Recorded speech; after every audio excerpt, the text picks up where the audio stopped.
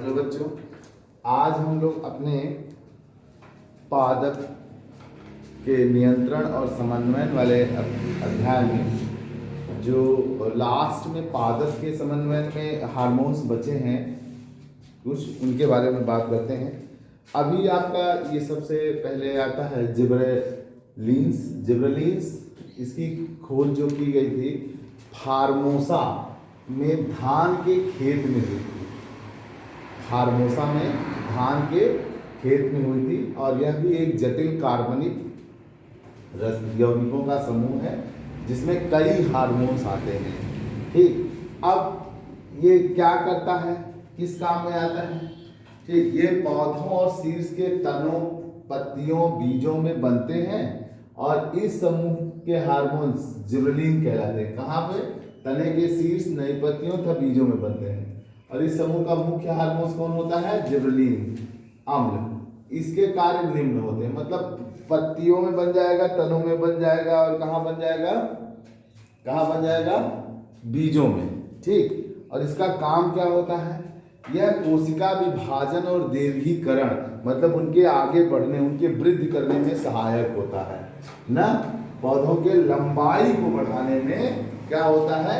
सहायक होता है। तथा जैसे बौने मटर या मक्का है, उन पर अगर इनका छिड़काव कर दिया जाए तो ये वो क्या हो जाते हैं? तेजी से बढ़ने लगते हैं।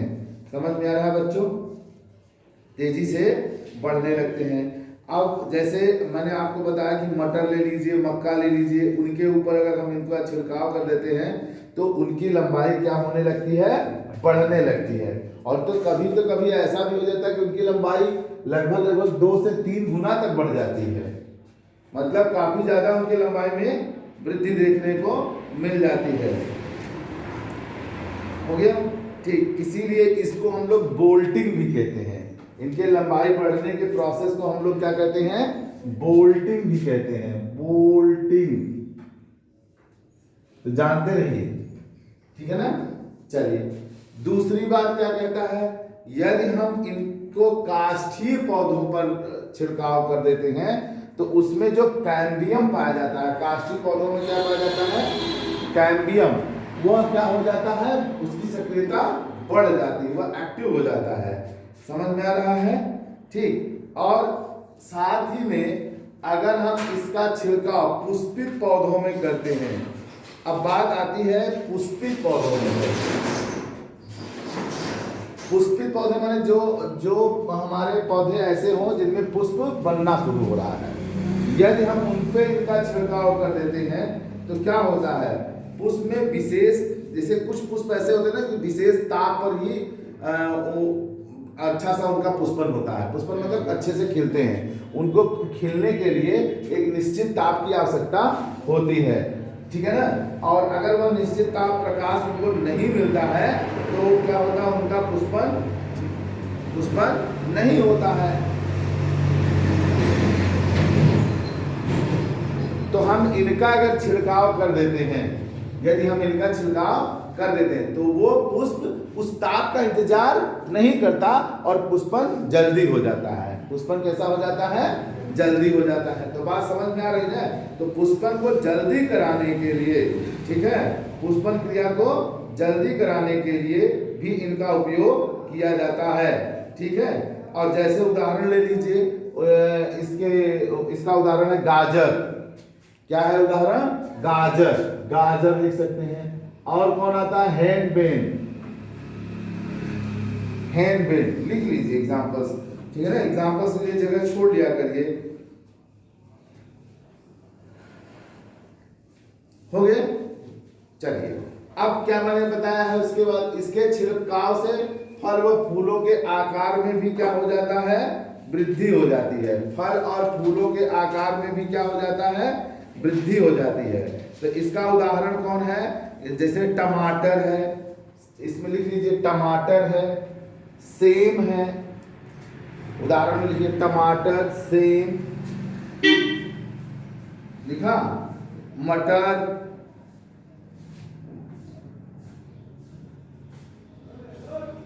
लिख लिया। हाँ, तो इसके छिड़काव से उनके पत्तियों में भी फलों पर भी, फूलों का भी आकार थोड़ा सा बढ़ जाता है, आकार में थोड़ी सी क्या आ जाती है, वृद्धि देखने को मिलती है। बात समझ में आ रहा है? तो कौन कौन से आपको एग्जांपल्स बताए? मटर बताया, सेम बताया और टमाटर बताया ना। तो इतना बहुत है, समझ में आ गया है। चलिए उसके बाद क्या कह रहा है, इसका उपयोग हम बीज रहित फलों के उत्पादन में करते हैं। बीज रहित, अनिषेक जनन जिसे कहते हैं, उनके उत्पादन में करते हैं। तो देखिए अगर अनिषेक फलन जिसको कहते हैं पार्थिनोकार्पी, तो जिबरेलिन कुछ पौधों में बिना परागण और निषेचन के ही बीज रहित फल प्राप्त करने में सहायक होता है। अगर हम इसका छिड़काव कर दें तो बीज रहित फूलों में, बीज रहित पुष्पों पौधों में क्या हो जाता है, क्या हो जाता है, निषेचन जल्दी हो जाता है। निषेचन क्या हो जाता है, जल्दी हो जाता है, और जिसके कारण बिना परागण के ही हमको क्या मिल जाता है, बीज रहित फल के उत्पादन, मतलब फल बीज रहित वाला आपको जल्दी मिल जाता है। तो इसका उदाहरण कौन है आपका, इसका उदाहरण कौन है, अंगूर। इसका उदाहरण कौन है, अंगूर। अंगूर के फल जल्दी से मिल जाते थे। देखिए कभी कभी आप लोग अंगूर खाते हैं तो किसी अंगूर में देखिए बीज पाते हैं और किसी में बीज नहीं पाते हैं, देखे हैं नहीं, लंबे वाले बीज मिल जाता है, ठीक है ना। तो ये उसके प्रभाव का कारण है। साथ ही में एक और पॉइंट कर सकते हैं, बीजों के अंकुरण, बीजों के अंकुरण में भी यह सहायक होता है। तो चाहे ऐसे मतलब कोई फल फूल हो जिनमें वो सुसुप्ता अवस्था में बैठे हों, शांत बैठे हो, तो इनके छिड़काव से उनमें क्या हो जाता है, बीजों में अंकुरण जल्दी हो जाता है, ठीक है। तो जैसे आलू के कंद में, जैसे आलू के कंद में, ठीक है ना, इनका छिड़काव कर देंगे तो बीजों का अंकुरण क्या हो जाएगा, जल्दी होने लगेगा। बात समझ में आ गई। अब आते हैं हम लोग साइटोकाइनेस पर, ठीक। किसके साथ, साइटोकाइनेस। ये ऑक्सीन के साथ मिलकर कोशिका विभाजन को क्या करता है, प्रेरित करता है। कौन प्रेरित करता है, साइटोकाइनिन। अब साइटोकाइनिन मतलब ये बात समझ में आ गई कि साइटोकाइनिन वो हार्मोन्स है जो कोशिका विभाजन और उसकी वृद्धि में सहायक है। अर्थात ये वृद्धि करने वाला हार्मोन्स है ना, वृद्धि को बढ़ाने वाला है, वृद्धि को रोकने वाला तो है नहीं। तो अब बात आती है कि इसके वृद्धि को बढ़ाने के लिए, बनाने के लिए इसको सबसे पहले किसने खोजा, तो इसको सबसे पहले किसने खोजा था, मिलर और उसके सहयोगियों ने। किसने खोजा था, मिलर और उसके सहयोगियों ने। कहां से खोजा था, ईस्ट के डीएनए से प्राप्त किया था। कहां से प्राप्त किया था, ईस्ट के डीएनए से। और क्या नाम दे दिया था उस समय, काइटिन नाम दे दिया था। जबकि स्पूग ने इसे साइटोकाइनिन कहा था। स्पूग ने इसे क्या कहा था, साइटोकाइनिन कहा था। और लेथम ने इसे अपरिपक्व मक्के के बीज से क्या किया था, अलग किया था। अपरिपक्व मक्का का बीज मतलब ऐसा मक्का का दाना, बीज, सीड जो पूरी तरह से मैच्योर नहीं हो पाया था, उससे किसने, लेथम ने अलग किया था। किसने अलग किया था, लेथम ने। इसका कार्य क्या है, तो इसका भी कार्य देखिए, जैसे मैंने बताया ना, जब कोशिकाओं में विभाजन खूब होगा, जब कोशिकाएं बढ़ने लगेंगी तो उनका कुछ पौधे लंबे होते जाएंगे, नहीं तो दीर्घीकरण होगा। तो इसका मतलब हुआ कि यह पौधों के वृद्धि कारक हार्मोन है। क्या है ये, वृद्धि कारक। उसकी लंबाई को बढ़ाने में यह भी क्या होता है, सहायक होता है। और बौने पौधे के अंकुरण, बौने पौधों में जो बीज का अंकुरण नहीं हो रहा होगा, उसके अंकुरण में भी क्या होता है, यह सहायक होता है।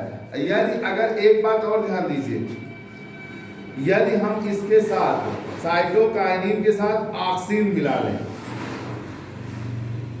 साइटोकाइनिन के साथ किसको मिला लें, ऑक्सीन को मिला लें, और ऑक्सीन कम रहे और साइटोकाइनिन क्या हो जाए, ज्यादा हो जाए।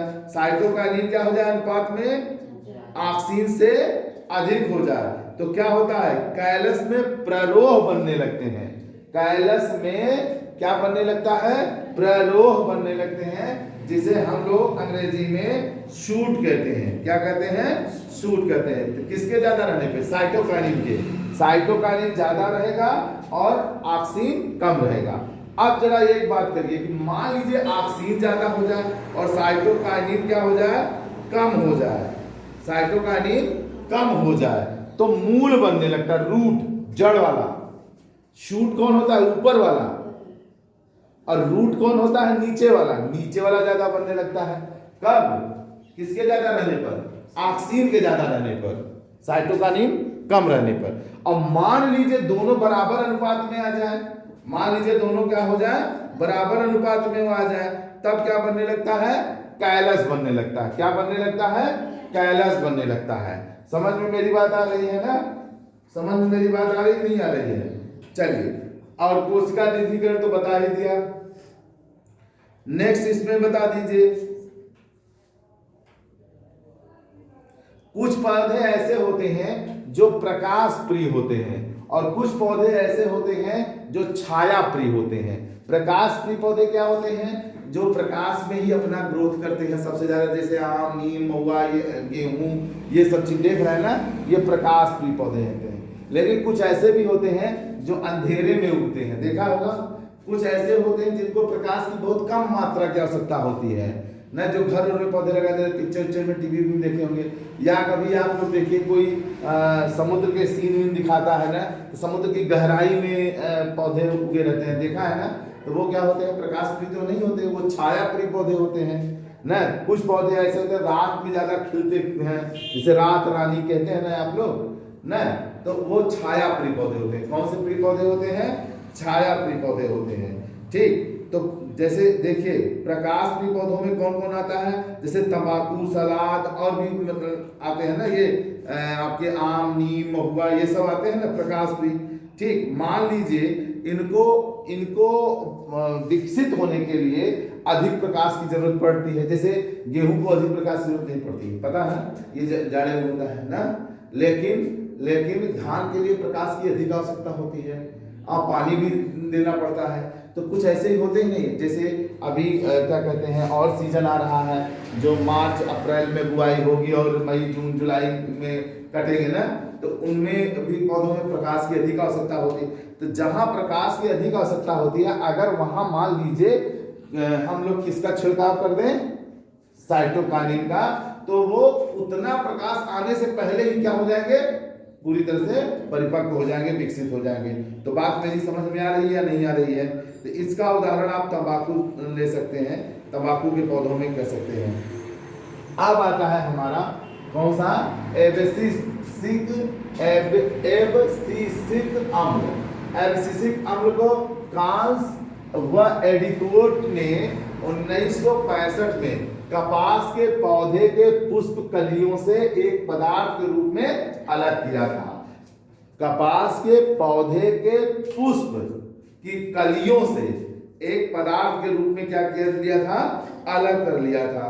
समझ में आ रहा है ना। और इनके छिड़काव को मतलब जब करके देखा तो मतलब क्या हुआ कि पत्तियां झड़ने लगी इनके छिड़काव से। इन्होंने अलग किया, और अलग करने के बाद किसी पौधे पर इन्होंने छिड़काव कर दिया, और छिड़काव करने के बाद देखा क्या कि उनकी पत्तियां क्या होने लगी, झड़ने लगी, पतझड़ आ गया उनका। ठीक, अच्छा, इन्होंने तो ये किया ही था। बेयरिंग नाम के एक वैज्ञानिक आए, कौन आया, बेयरिंग नाम के, ये ना एसर के पौधों की पत्तियों से एक पदार्थ को अलग किया ना, एसर के पौधे से, और उस जिस पदार्थ को अलग किया उसका क्या नाम रखा, डार्विन नाम दिया। और इसका भी जब उन्होंने छिड़काव किया तो देखा क्या कि पत्तियां भी प्रभावित हो रही थी, बीज भी प्रभावित हो रहे थे, फल भी प्रभावित हो रहा था। मतलब ना तो बीज का अंकुरण हो रहा था और पत्तियां झड़ रही थी और फल अच्छे से नहीं बन रहा था ना। वृद्धि को क्या कर रहा था, रोक रहा था। अंकुरण को क्या कर रहा था, बीजों के अंकुरण को क्या कर रहा था, रोक रहा था। ठीक है, तब वैज्ञानिकों ने इसका नाम क्या रखा, एब्सिसिक अम्ल नाम दिया। और तब इसके प्रभाव का अध्ययन देखा। क्या देखा कि सभी पौधों में क्या देखा कि इसके छिड़काव से पत्तियां क्या होने लगती हैं, अलग होने लगती हैं। इसके छिड़काव से पत्तियां अलग होने लगती हैं। ठीक, तो ये क्या हुआ, एक तरह से पतझड़ ला देने वाला पौधा मतलब हार्मोन था। दूसरा क्या देखा, ऐसे पुष्पन, ऐसे पौधे जिनको प्रकाश की ज्यादा दिनों तक आवश्यकता होती है तब उनका पुष्पन होता है। इनके छिड़काव कर देने में क्या देखने को मिला, क्या देखने को मिला कि अगर हम ज्यादा प्रकाश छिड़काव कर देंगे उनका पुष्पन ही नहीं होगा। ले चाहे जितना प्रकाश दे दो, मतलब फ्लो नहीं करेंगे। साथ में और क्या देखने को मिला, आलू में कंद बनना। आलू में कंद बनना क्या हुआ, इसके छिड़काव से आलू में कंद बनना आसान हो गया। आलू में कंद बनना आसान हो गया। तीसरा क्या इसमें देखने को मिला, ठीक है, कोशिका विभाजन को रोकता था। जब कोशिका विभाजन ही नहीं होगा तो पौधा लंबा होगा नहीं होगा। हम लोग जो लंबे होते हैं वो कोशिका विभाजन के द्वारा ही होता है हमारे शरीर में। कोशिका विभाजन ही नहीं होगा तो इनके पौधे भी कैसे लंबे नहीं होंगे, अर्थात बौने हो जाएंगे। ठीक है, कलियों तथा बीजों में प्रसूत दिला देता है। कलियों तथा बीजों में प्रसूत दिलाना का मतलब क्या हुआ कि कलियों के वृद्धि और बीजों के अंकुरण को भी यह रोक देता है। तो हमारा एबिसिक अम्ल हो गया। अब आता है एथाइलिन। इसे यह एक गैसीय हार्मोन है। एथिलीन पढ़े हैं ना, CH2 डबल बॉन्ड CH2, वही है ये। पढ़े हैं नहीं पढ़े हैं ये वाला, ठीक। यह क्या है, गैसीय हार्मोन है। यह हार्मोन बनता कहाँ है, जब पौधे में उपापचयी क्रिया होने लगती है, मेटाबॉलिक क्रिया होने लगती है तो पौधे के सभी भागों में इसका निर्माण होने लगता है। समझ में आया कि नहीं आया, ठीक। यह हार्मोन फलों के परिपक्वन के समय बनता है। जब फल पक रहा होता है तो उस समय बनता है। समझ में आया, इसीलिए इस हार्मोन को क्या नाम दिया गया है, फल परिपक्वन हार्मोन्स भी कहा जाता है। अब इसके कार्य हैं, तो इसके कार्य क्या क्या है हम यही बता दे रहे हैं। इधर इरेज कर दें।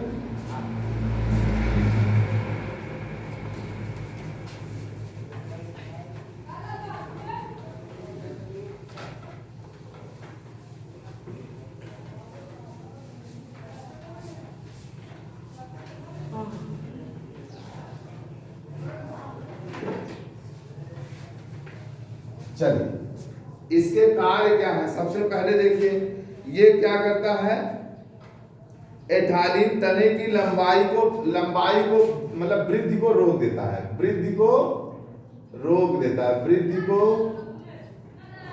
रोकता है। अगर इसका छिड़काव हो तो यह वृद्धि को क्या कर देगा, रोक देगा। हो गया, चलिए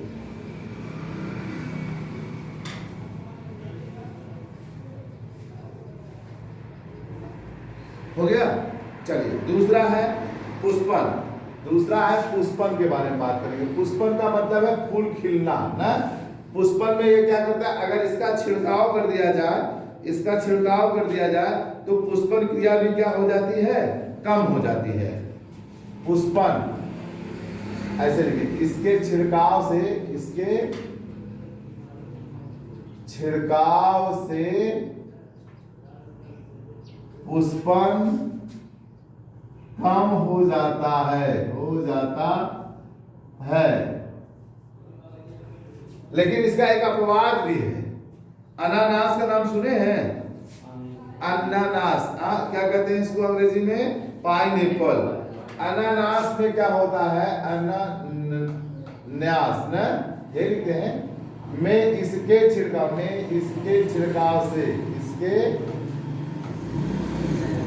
छिड़काव से पुष्पन होने लगता है। पुष्पन होने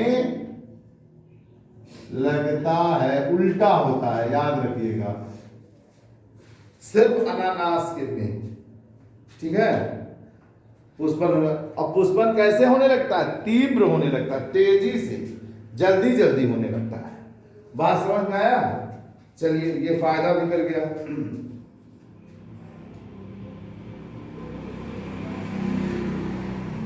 लिंग परिवर्तन कर देता है। क्या कर देता है, लिंग परिवर्तन। कैसे, इसके छिड़काव से, इसके छिड़काव से मादा पौधे ज्यादा बनते हैं, मादा पौधे ज्यादा बनते हैं, नर पौधे कम। नर पौधे कम। समझ में आ रहा है मेरी बात? 3 हो गया। चौथा देख लीजिए, चौथा में क्या होगा? इसके छिड़काव से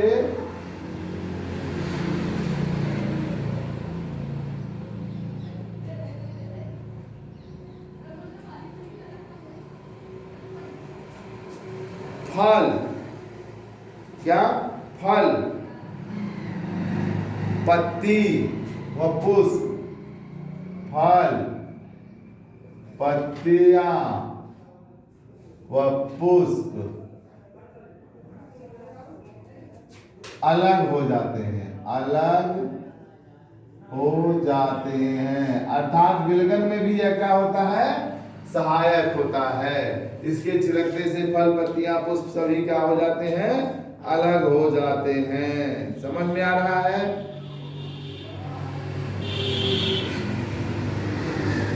हो गया? चलिए एक चीज और है, अगर फल को तोड़ करके अपने घर में रख लीजिए और उस पर एथाइलिन का छिड़काव कर दीजिए तो फल जल्दी पक जाता है।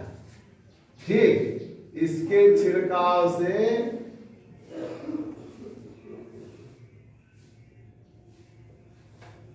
फल जल्दी पक जाता है, इसीलिए इसे क्या कहा जाता है? इसे फल पकाने वाला हार्मोन्स भी कहा जाता है। इसीलिए इसे क्या कहा जाता है? लिख लीजिएगा, फल पकाने वाला हार्मोन्स भी कहा जाता है। तो आज के वीडियो में हमारा ये समाप्त हो रहा है। आज यह चैप्टर आपका पूर्णतया समाप्त हो गया, नियंत्रण और समन्वय बच्चों। ठीक, हमने जरूर आपको लिखाया है, ये आपको बड़ा लगता है, लेकिन 10th के बच्चे, अगर आप लोग इतनी बुद्धि होती कि हाँ, अगर आप वीडियोस, बहुत लोग ऐसे एक पॉइंट डाल करके लेक्चर दे देते हैं, आपने नहीं लिखा तो आप रिपीट क्या करेंगे, समझेंगे क्या? और बोर्ड के समय कितनी वीडियो आप देखते रहेंगे? अपना नोट्स उठाएंगे, रिवीजन करेंगे। इसलिए मैंने नोट्स दिए हैं, आप पूरे इस नोट्स को लिखें। एग्जाम में लिखना पड़ेगा, एग्जामिनर को समझाना पड़ेगा अपनी बात राइटिंग से। वहां पे कोई आपके लेक्चर सुनने के लिए नहीं बैठा होता है, आपके शब्द ही सब कुछ, और लिखने का अभ्यास करिए ये चीज। ठीक, इससे भागिए मत बच्चों, ये आपके काम में आएगा। धन्यवाद।